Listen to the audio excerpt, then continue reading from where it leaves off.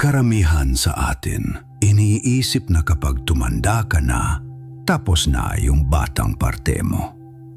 Parang naiwan na siya sa lumang bahay natin, sa mga lumang litrato, sa mga kwento na minsan na lang nababanggit, sa mga alaala na pinipili mong daanan lang ng mabilis kasi kapag tumagal ka ron, may nararamdaman kang sakit.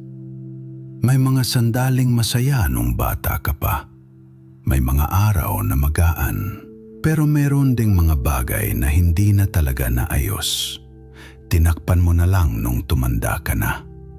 Pinalitan ng trabaho. Pinalitan ng responsibilidad. Pinalitan ng relasyon. Pinalitan ng pagiging okay kahit hindi naman talaga.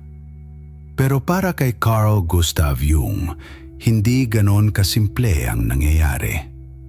Sa loob ng bawat lumaking tao, may batang nananatili.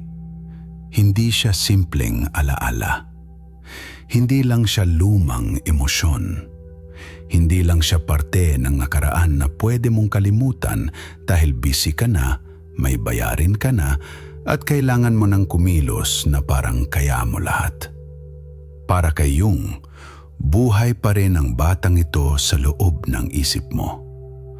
Tahimik siyang nakikisali sa mga desisyon mo, sa takot mo, sa galit mo, sa relasyon mo, sa paraan mo magmahal, sa paraan mo umiwas, sa mga pattern na paulit-ulit mong ginagawa kahit alam mong ikaw rin ang masasaktan.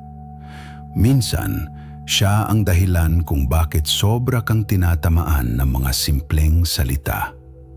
Minsan, siya ang dahilan kung bakit naghahabol ka sa taong hindi naman marunong piliin ka. Minsan, siya ang dahilan kung bakit takot kang maiwan kahit ikaw na mismo ang unti-unting nauubos. At minsan, siya rin ang dahilan kung bakit may parte sa iyo na gusto pa ring gumawa, mangarap, magtiwala, magmahal, at maniwala na may mas maganda pang naghihintay sa buhay mo. Ito ang tinawag ni Jung na inner child. Pero hindi ito mahina. Hindi ito tungkol sa pagiging musmos o inosente lang. Dito nakatira ang ilan sa pinakamalinaw na parte ng tao.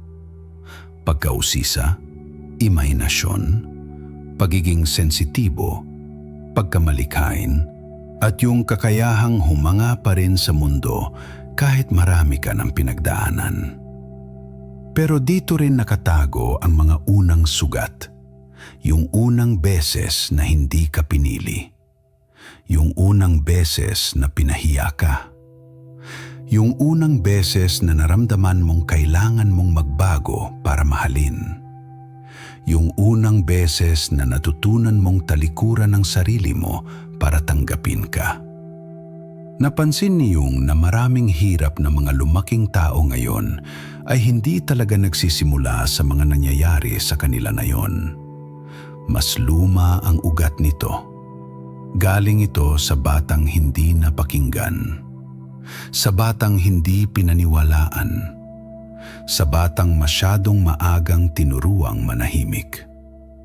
Kaya habang tumatanda tayo, natututo tayong gumawa ng ibang muka para sa mundo. Mukhang okay, mukhang kaya ang lahat, mukhang mature, mukhang kontrolado. Pero sa ilalim nun, may batang naghihintay pa rin ng mga sagot. At kapag hindi mo siya hinarap, lalabas siya sa ibang paraan. Sa mga biglaang galit, sa sobrang takot maiwanan, sa paulit-ulit na pagpili sa taong hindi naman siya pinapahalagahan, sa pagiging mapagbigay, sa ugaling hirap tumanggi, sa pakiramdam na kahit may naabot ka na, parang may kulang pa rin. Hindi ito simpleng isip bata lang. Madalas, mga sugat ito na hindi pa nabibigyan ng pansin. At dito nagsisimula ang pinakaimportanteng punto ni Jung. Ang batang ito ay hindi kalaban. Hindi siya kahinaan na dapat burahin. Hindi siya nakaraan na dapat mong iwan.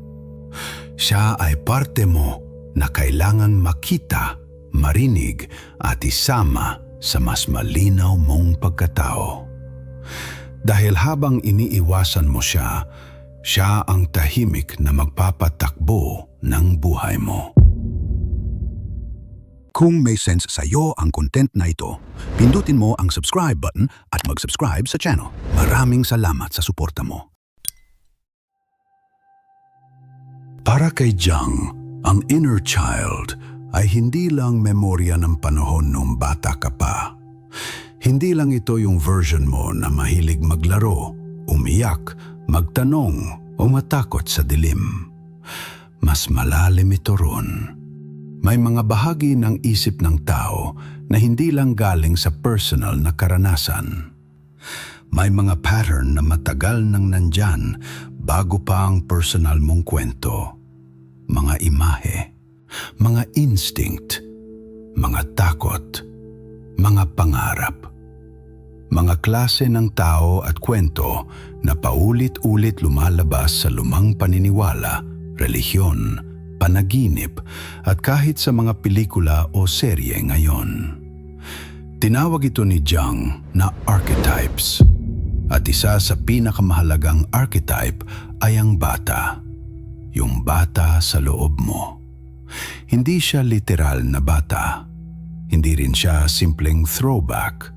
Isa siyang bahagi ng isip na may sariling lakas, sariling boses at sariling paraan ng paggalaw. Kaya minsan, kahit lumaki ka na, may reaksyon ka pa rin na parang hindi tugma sa edad mo. May maliit lang na nangyari, pero grabe ang epekto. May nag-reply ng matagal, bigla kang kinabahan. May nagsabi ng hindi maganda sa ginawa mo, bigla kang nanliit. May hindi pumili sa'yo, bigla mong naramdaman na parang wala kang halaga. Hindi dahil mahina ka, kundi dahil may lumang parte sa'yo na muling nagising. May batang parte na naramdaman ulit yung dating sakit. At kapag hindi mo kilala ang bata nito, iisipin mo na ang problema ay nasa nangyayari ngayon. Akala mo tungkol lang ito sa message na hindi ka na-replyan. Tungkol lang sa taong hindi nagpakita. Tungkol lang sa boss mo na masakit magsalita.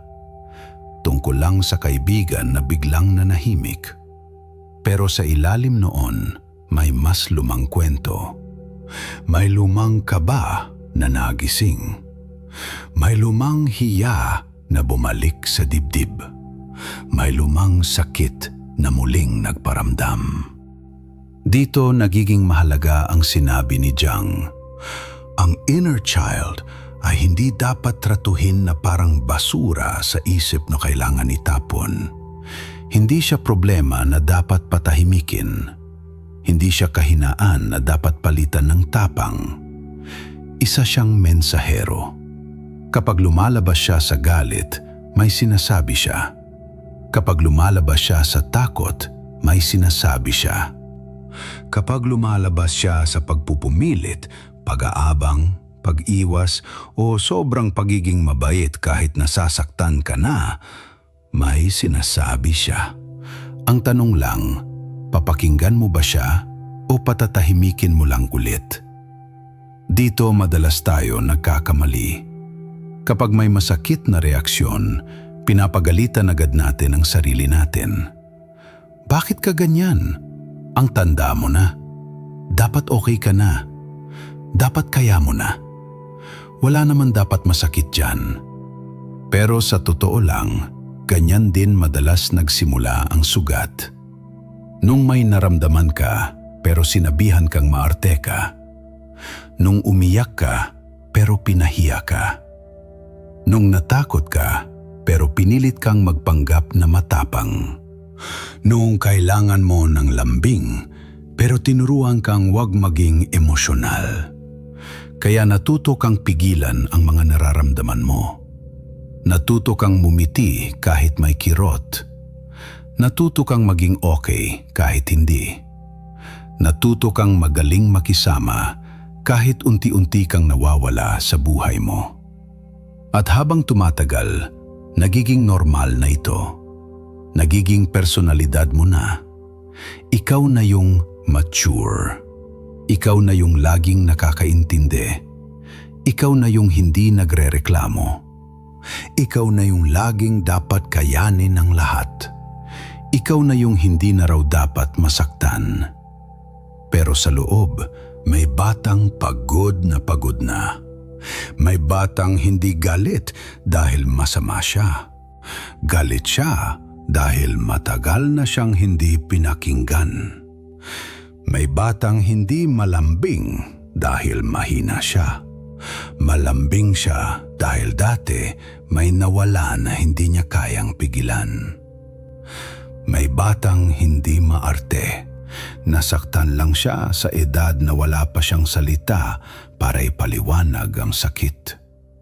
Ito ang dahilan kung bakit para kay Jiang mahalagang balikan ang inner child. Hindi para manatili kang bata, kundi para makita mo kung saan nanggagaling ang ilan sa pinakamalalim mong reaksyon. Dahil hanggat hindi mo siya kilala, siya ang kikilos para sa iyo. Siya ang pipili ng taong hahabulin mo. Siya ang matatakot kapag may aalis. Siya ang magagalit kapag pinagsabihan ka. Siya ang magsasabing hindi ka sapat kahit wala namang malinaw na dahilan. Pero hindi puro sugat ang dala ng inner child. Ito rin ang isa sa pinakamaligalig na bahagi ng tao. Dito nanggagaling ang pagkausisa. Yung kakayahang magtanong kahit simple ang bagay. Yung kasiyahan sa mga maliliit na detalye. Yung tapang sumubok kahit hindi pa sigurado. Yung parte mo na marunong gumawa, gumuhit, magsulat, kumanta, maglaro, mangarap at maniwala na may ibang paraan pa para mabuhay. Kapag masyado mong pinatahimik ang batang ito, hindi lang sakit ang nawawala, pati ang saya, pati kulay, pati gana, pati kakayahang humanga. Kaya may mga taong maayos naman ng buhay sa labas, pero parang walang buhay ang pakiramdam sa loob. May trabaho, may pinagkakaabalahan, may responsibilidad, may mga bagay na dapat ipagpasalamat. Ito yung delikado para kay Jiang. May trabaho, may routine, may responsibilidad, may mga bagay na dapat ipagpasalamat. Pero parang wala ka ng gana. Ginagawa mo na lang ang mga bagay kasi kailangan. Kapag hindi mo pinapansin yung batang parte mo, hindi ibig sabihin mas mature ka na. Minsan, mas nasasanay ka lang na hindi maramdaman ang kailangan mong maramdaman. Mas kontrolado tingnan, pero mas malayo sa buhay na gusto mo. Mas maayos sa labas, pero mas mabigat dalhin ang sarili. At dito lumalabas ang iba't ibang muka ng inner child. May wounded child. Ito yung parte mo na may daladalang sugat. Siya yung mabilis masaktan, mabilis matakot, mabilis makaramdam na iiwan siya. Siya yung naghahanap ng lambing pero nahihiyang humingi. Siya yung gustong piliin pero takot magmukhang nangangailangan. May playful child din. Ito yung parte mo na marunong pa ring tumawa ng walang dahilan. Marunong sumubok. Marunong gumawa ng mundo sa loob ng isip. Marunong maging curious kahit wala namang kapalit. Kapag buhay ang parteng ito, mas magaan kang gumalaw. Hindi dahil wala kang problema, kundi dahil hindi pa tuluyang napapatay ng mundo ang kakayahan mong makaramdam ng saya. At may tinatawag din na divine child. Mas malalim ito. Ito yung larawan ng batang hindi lang sugatan kundi may dalang posibilidad. Parang paalala na hindi ka lang produkto ng nangyari sa'yo. May parte sa'yo na pwede pang lumago, pwede pang magbago, pwede pang magsimula ulit. Pwede pang humanap ng buhay na hindi puro takot, pagod at pag-iingat. Para kay Jiang, mahalaga ang batang ito dahil siya ang nagdadala ng bagong simula. Kapag may bahagi sa iyo na gustong gumaling, madalas nandyan siya. Kapag may bahagi sa iyo na ayaw nang ulitin ang lumang pattern, nandyan siya. Kapag may bahagi sa iyo na nagsasabing, hindi ito ang buong buhay ko, nandyan siya. Kaya ang inner child ay hindi lang tungkol sa sakit. Tungkol din ito sa pagbabalik ng buhay sa loob mo. Pero bago mangyari yon, kailangan mo munang makita kung paano siya nasugatan. At mas mahalaga, kung paano mo siya naiwan habang pilit mong pinatunayan na kaya mo na ang lahat.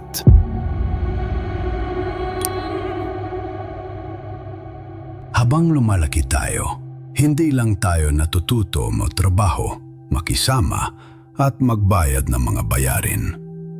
Natututo rin tayong pumili kung aling parte natin ang pwedeng ipakita at kung aling parte ang kailangan pigilan. Kapag bata ka, natural lang umiyak kapag nasaktan. Natural lang matakot kapag may malakas na boses. Natural lang magtanong kapag hindi mo alam ang nangyayari. Natural lang humingi ng yakap, lambing at sagot. Pero habang tumatanda tayo, madalas may ibang tinuturo sa atin.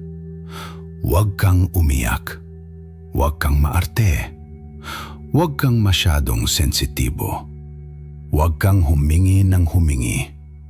Huwag kang magalit. Huwag kang maging pabigat. Huwag mong ipakita na nasasaktan ka. Sa una, parang simpleng disiplina lang. Pero kapag paulit-ulit mong narinig ito, may nangyayari sa loob mo. Unti-unti mong natututunan na ang nararamdaman mo ay problema. Na kapag nasaktan ka, ikaw ang mali. Na kapag may kailangan ka, nakakahiya. Na kapag umiyak ka, mahina ka. Na kapag nagalit ka, masama ka. Kaya natuto kang kontrolin ang imahe mo. Ngumiti kahit may kirot. Tumahimik kahit may gustong sabihin. Magpanggap na okay kahit ubos ka na. Magbigay kahit ikaw ang kailangan alagaan. At dahil doon, nabubuo ang isang version mo na kayang humarap sa mundo. Maayos magsalita. Marunong makisama, alam kung paano magtrabaho, alam kung paano magmukhang okay. Pero may kapalit yun, yung batang parte mo na iwan sa dilim ng isip mo. Hindi dahil gusto mo siyang iwan, kundi dahil nun, yun lang ang paraan para kayanin mo ang mundo sa paligid mo. Para kay Jiang, dito nagsisimula ang malaking pagitan sa loob ng tao. May parte kang gusto lang maging tanggap. May parte kang gustong maging ligtas. May parte kang natutong sundin ang inaasahan ng iba. At may parte kang tahimik na nasasaktan dahil hindi na siya kasama sa buhay na pinapakita mo sa mundo. Kaya habang tumatanda ka, parang may dalawang buhay kang dinadala. Yung buhay na nakikita ng ibang tao at yung buhay na ramdam mo lang kapag wala ng ingay. Sa labas, mukhang ayos ka. Pero sa loob, may batang nagtatanong pa rin, bakit hindi ako pinili? Bakit parang kailangan kong magbago para mahalin? Bakit parang ako lagi ang kailangang mag-adjust? Bakit takot pa rin akong maiwan? At kapag hindi mo ito pinapakinggan, hindi ito nawawala. Nag-iiba lang ng anyo. Minsan, nagiging galit. Yung galit na mas matindi kaysa sa mga nangyari. May nagsabi lang ng maliit na komento, pero pakiramdam mo buong pagkatao mo ang tinamaan. Minsan, nagiging takot. Yung takot na kahit wala pang malinaw na dahilan, ramdam mong may mawawala. Minsan, nagiging paghabol. Yung alam mong hindi na mabuti para sa'yo, pero hindi mo kayang bitawan dahil may parte sa'yo na umaasang sa wakas pipiliin ka. Minsan, nagiging sobrang bait. Yung oo ka ng oo kahit ang totoo, hindi mo na kaya. Yung lagi kang available kahit pagod ka na. Yung ayaw mong may madismaya kahit ikaw na ang nauubos. Dito pumapasok ang isang importanteng ideya ni Jung. May nabubuo sa loob natin na parang boses ng magulang. Hindi literal na magulang, pero isang boses na natutong magsabi kung ano ang bawal, ano ang dapat mangyari, ano ang nakakahiya, at ano ang hindi dapat maramdaman. Minsan, boses ito ng tunay mong magulang. Minsan, boses ng teacher. Minsan, boses ng simbahan, pamilya, kaibigan o kultura. Minsan, halo-halo na. At habang tumatagal, akala mo ikaw na mismo ang nagsasalita. Pero kung pakikinggan mo ng mabuti, mapapansin mo, hindi lahat ng boses sa isip mo ay totoong sayo. May boses doon na natutunan mo lang. Boses na laging nanghuhusga. Dapat mas okay ka na. Dapat mas matapang ka. Dapat hindi ka naapektuhan. Dapat hindi mo kailangan ng kahit sino. Dapat hindi ka nagkakamali. Kapag ito ang laging naririnig ng batang parte mo, lalo lang siyang nasasaktan. Kasi imbes na may kumausap sa kanya ng maayos, may isa pang boses na nagpaparamdam na mali siya. Kaya hindi mo ito maaayos sa pagpilit na maging matibay. Hindi rin sapat na sabihin sa sarili mo, tapos na yun, dapat okay na ako. Minsan, nagsisimula ito sa mas simpleng bagay. Sa pag-amin na may parte sa'yo na nasaktan. Sa pagtigil muna bago mo pagalitan ang reaksyon mo. Sa pagtatanong, ano ba talaga ang tinamaan sa akin? Bakit ganito kalaki ang sakit? Saan ko unang naramdaman ito? Kanino ko unang hinintay ang lambing na hindi dumating? Dito mo sisimulang alagaan ang batang parte mo. Hindi ito tungkol sa pagsisi sa magulang mo habang buhay. Hindi rin ito tungkol sa pagbalik sa nakaraan para doon ka na tumira. Ang ibig sabihin nito, ikaw na ngayon ang mas matandang parte mo na pwedeng kumausap sa batang parte mo. Ikaw na ang pwedeng magbigay ng hindi niya nakuha noon. Hindi perpekto, hindi magic, pero sapat para magsimula. Kung noon pinahiya ka dahil umiyak ka, ngayon pwede mong sabihing may dahilan kung bakit ka umiyak. Kung noon sinabihan kang sobra ka, ngayon pwede mong sabihing hindi ka sobra, may dinadala ka lang. Kung noon hindi ka pinili, ngayon pwede mong sabihing Hindi ibig sabihin na wala kang halaga. Kung noon, kinailangan mong tumahimik para hindi magkagulo. Ngayon, pwede mong sabihin, pwede ka nang magsalita. Nandito ako. Simple pakinggan, pero mabigat ang epekto. Dahil sa unang pagkakataon, hindi mo na iniiwan ang batang parte mo sa sandaling siya ang pinaka-nangangailangan. Dati, kapag may sakit na lumalabas, pinapagalitan mo siya. Ngayon, kinakausap mo na. Dati, kapag may takot, tinutulak mo palayo. Ngayon, sinusubukan mong pakinggan. Dati, kapag may galit, iniisip mong mali agad. Ngayon, tinitingnan mo kung ano ang pinoprotektahan ng galit na iyon. Ito ang malaking pagbabago. Hindi mo pinapahintulutan ang lahat ng reaksyon mo na mamuno sa buhay mo. Pero hindi mo rin na tinatrato ang nararamdaman mo na parang kalaban.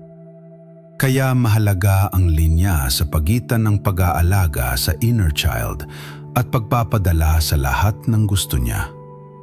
Hindi porke may sugat ka, pwede mo nang saktan ng iba. Hindi porke takot kang maiwan, kailangan mong kontrolin ang taong mahal mo. Hindi porke nasaktan ka noon, okay lang na ulitin mo ang sakit sa ibang tao. Hindi ibig sabihin nito na susundin mo lahat ng nararamdaman mo. Ang ibig sabihin nito, kakausapin mo muna yung batang parte mo bago ka magdesisyon. Yung parte mong marunong huminto, marunong pumili ng salita, marunong magsabi ng hindi, marunong umalis kapag hindi na mabuti, marunong humingi ng tulong, marunong umamin na nasasaktan nang hindi kailangang manira.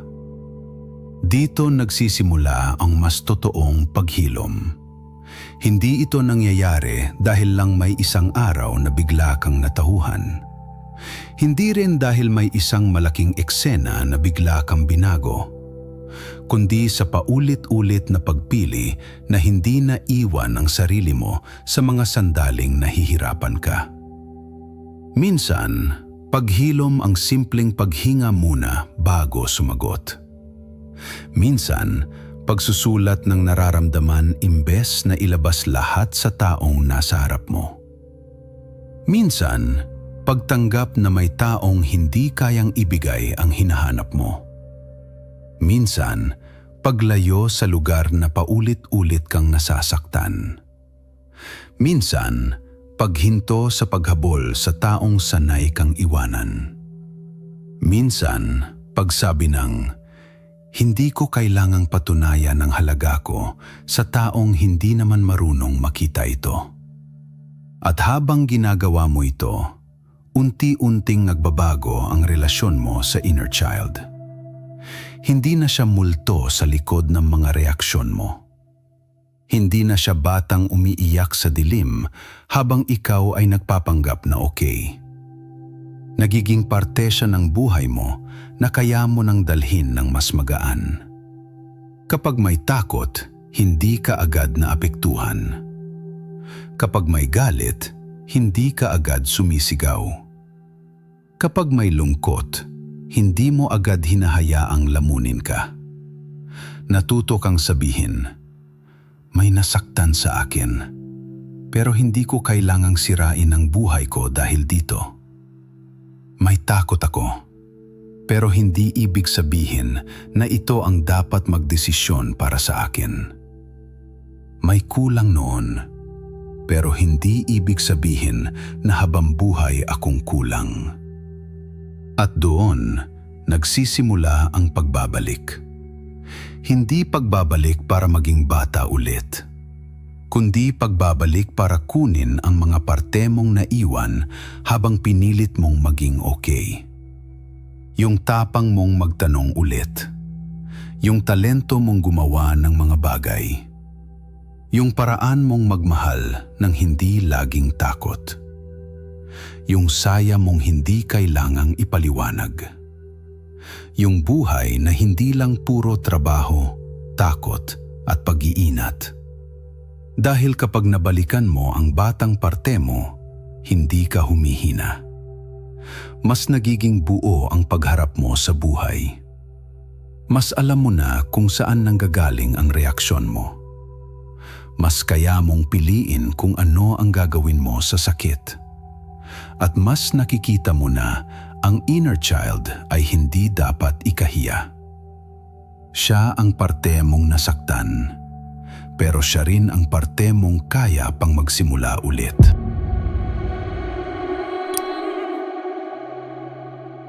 Sa huli, ang inner child ay hindi parte mo na dapat mong talikuran. Hindi siya istorbo. Hindi siya dahilan para manatili ka sa dating sakit. At hindi rin siya dahilan para habang buhay mong sisihin ang nangyari noon. Siya ay parte mo na matagal nang naghihintay na balikan mo. Dahil minsan, hindi naman talaga naghilom ang isang sugat dahil lang tumanda ka na. Hindi siya nawawala dahil may trabaho ka na. Hindi siya nawawala dahil may relasyon ka na. Hindi siya nawawala dahil marunong ka nang ngumiti sa harap ng ibang tao. May mga sakit na nadadala natin sa buhay ngayon, hindi dahil mahina tayo, kundi dahil may parte sa atin na naiwan sa panahong hindi pa natin kayang ipagtanggol ang sarili. At kapag binalikan mo ang parting yon, hindi ka bumabalik para maging bata ulit. Bumabalik ka para kunin ang mga bagay na naiwan doon. Yung saya, yung tapang, yung pagkausisa, yung kakayahang magmahal nang hindi laging galing sa takot. Yung parte mong naniniwala pa rin na pwedeng magbago ang buhay mo. Para kay Jiang, ito ang mas malalim na anyo ng pagtanda. Hindi ang pagtalikod sa batang dala mo, kundi ang pagharap sa kanya nang hindi ka na tumatakbo. Bago ka umalis, gusto ko itanong sa'yo, anong parte ng batang dala mo ang matagal mo nang hindi binabalikan? Yung takot? Yung galit? Yung masaya? O baka yung parte mong gustong magsalita pero lagi mo rin pinipigilan? I-comment mo sa baba. Hindi mo kailangan ikwento lahat. Kahit isang salita lang. Minsan, doon nagsisimula ang pagbabalik. At kung may kakilala kang parang laging pagod, laging matibay, pero alam mong may dinadala, ipadala mo sa kanya ang video na ito. Baka ito yung kailangan niyang marinig na yon. Kung gusto mo pa ng ganitong klase ng videos, mag-subscribe ka. Sa susunod, pag-uusapan natin kung bakit may mga taong paulit-ulit bumabalik sa sakit na pamilyar sa kanila.